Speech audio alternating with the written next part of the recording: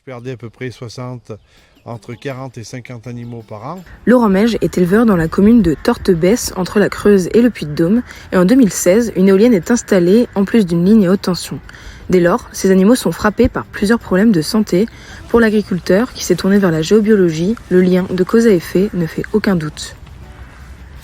Je suis en train de faire mes propres expériences sur mes bêtes. C'est pour ça que j'ai gardé des vaches, j'avais toujours l'espoir de garder ma ferme. On a commencé à perdre des veaux. On a fait pas mal de recherches, analyses sur le sang, donc on n'a rien trouvé sur les prises de sang. Moi j'ai changé 7 fois de vétérinaire.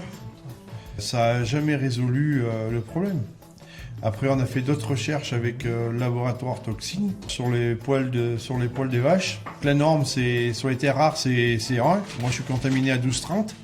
J'ai résolu certains problèmes.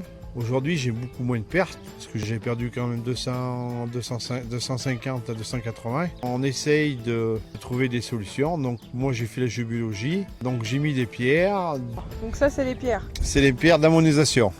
Donc là, on a commencé, quand j'ai commencé ma géobiologie, j'ai mis des pierres d'ammonisation. Donc dès qu'on a mis la pierre, on n'a plus eu de cellules, ni de mammites. Ça a duré 3-4 mois, et après je trouvais bizarre que ça marchait plus. Et quand je me suis approché de mes pierres, on a vu qu'elles se fendaient. Il y avait un jeune géobiologue, il m'a dit il faut mettre de l'hormus. Donc on a essayé dans l'eau de boisson parce que mes vaches ne buvaient pas assez d'eau. Après, l'état des vaches s'est amélioré.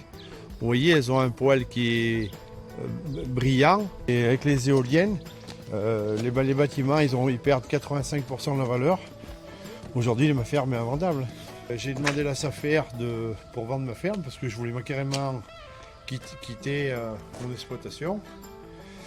Et on m'en donne, aujourd'hui, 160 000 euros et qu'elle a vendu 1 million d'euros. Aujourd'hui, il y a beaucoup de structures, beaucoup d'éoliennes, beaucoup d'antennes qui sont en train de se mettre. Et ça va être une catastrophe. Là, moi je dis, ça va être une catastrophe humanitaire. Vous y croyez toujours? Moi, j'y crois toujours. J'ai toujours, comme on dit, l'espoir fait vivre. Donc, il n'y a pas de raison qu'on n'arrive pas à trouver une solution.